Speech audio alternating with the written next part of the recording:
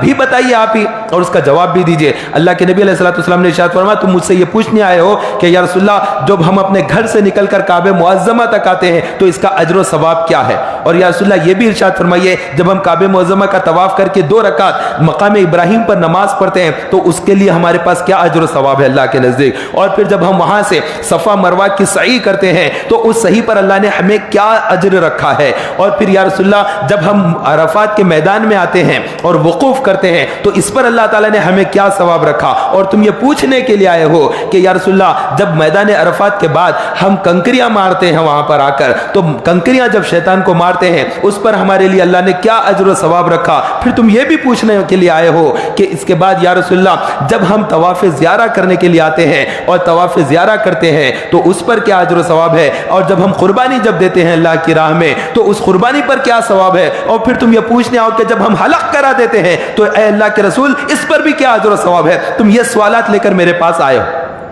انہوں نے کہا اللہ عز و جل کی عزت اور جلال کی قسم ہم آپس میں یہی بات کر کے آئے تھے دونوں کہ ہم آپ سے یہ سوال کریں گے۔ اللہ کے نبی علیہ الصلوۃ والسلام نے اس کے بعد ارشاد فرمایا تمہارا پہلا سوال وہ یہ کہ ہم جب گھر سے نکل کر کعبہ معظمہ تک آ رہے ہیں، شہر مکہ تک آ رہے ہیں، اس پر کیا اجر ہے، تو اس کا اجر یہ ہے کہ اونٹ کے ایک ایک قدم پر، سواری کے ایک ایک قدم پر تمہارے ایک ایک گناہ کو اللہ تعالیٰ مٹاتا جائے گا، اور پھر ارشاد فرمایا جب تم آ گئے اور کعبہ معظمہ کا طواف کیا اور پھر 2 رکعت نماز جب تم نے ادا کی تو اللہ تعالیٰ تمہیں وہ اجر عطا کرے جیسے حضرت سیدنا اسماعیل علیہ السلام کی اولاد میں سے ایک غلام کو آزاد کیا ہے، اتنا تمہیں ثواب اللہ تعالیٰ عطا کرے گا۔ اس کے بعد تمہارا سوال یہ کہ پھر ہم صفا اور مروہ یہ 2 نشانیاں ہیں اللہ کی، یہ 2 نشانیاں ہیں، بڑے بڑے پہاڑ ابھی اس کو کاٹ کر بالکل چھوٹے سے کر دیا گیا ہے، 4-5 فٹ کے اونچے رہ گئے ہیں اور اس کے اوپر موم بچھایا گیا ہے تاکہ نرم ہو جائے، اور وہ ایک ہے صفا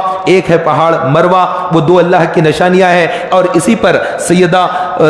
حضرت حاجرہ رضی اللہ تعالیٰ عنہ دوڑی تھی تو اس دوڑنے کے اوپر انہوں نے سوال کیا کہ ہم جو صفا مروہ کی سعی کا مطلب ہوتا ہے جد و جہد، سعی کا مطلب ہوتا ہے کوشش کرنا، بھاگنا دوڑنا کوشش کرنا، تو ہم جو صفا اور مروہ کی جو سعی کرتے ہیں اس پر کیا اجر و ثواب ہے، تو اللہ کے نبی علیہ السلام نے فرمایا تمہارے اس سوال کا جواب یہ ہے کہ اللہ تبارک و تعالی حضرت سیدنا اسماعیل علیہ السلام کی اولاد میں سے 70 غلاموں کو آزاد کرنے جیسا ثواب عطا فرماتا ہے۔ پھر جب تم اس کے بعد جب تم عرفات کے میدان میں آ جاتے ہو تمہارے بال جو پراگندہ ہوتے ہو، جو تمہارے بال بکھرے ہوئے ہوتے ہیں، اور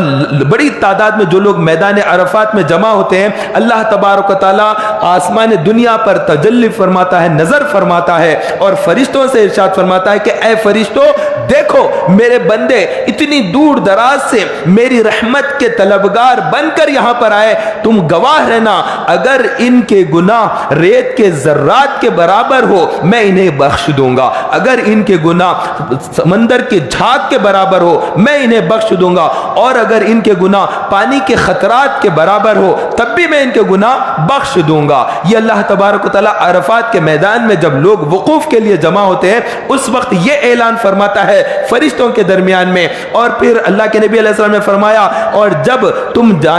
تم کنکریاں مارتے ہو شیطان کو،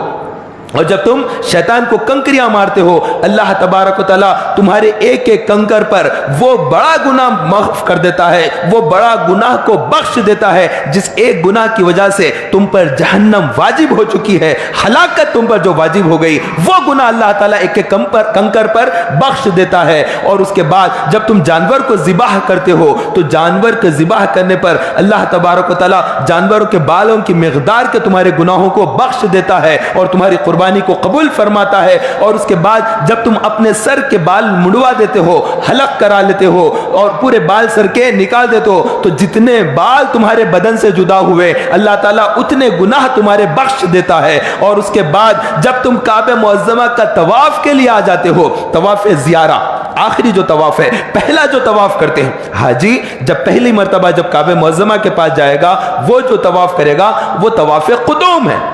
جیسے قدم بوسی کہتے ہیں ہم لوگ عام طور پر، وہ طواف قدوم ہے، جانے کے ساتھ ہی طواف کرتے ہیں. اور ایک جو طواف ہوتا ہے وہ طواف زیارہ ہے آخری میں. اگر وہ نہیں کرے گا تو بیوی حلال ہی نہیں ہوگی، بیوی کے ساتھ صحبت نہیں کر سکے گا. اگر آخری کا طواف بھول کر آ گیا تو پھر ساتھ میں بھی رہے گا زندگی بھر بھی، تب بھی وہ نہیں کرے گا. پھر مکہ مکرمہ جا کر طواف کرنا اس کے لیے ہوگا. اتنا بڑا اس کے اندر معاملہ ہے. تو حج کو سیکھ کر جانا ہے، بغیر سیکھے سکھائے چلے گئے وہاں پر جا کر غلطیاں کریں گے تو ایک کے اوپر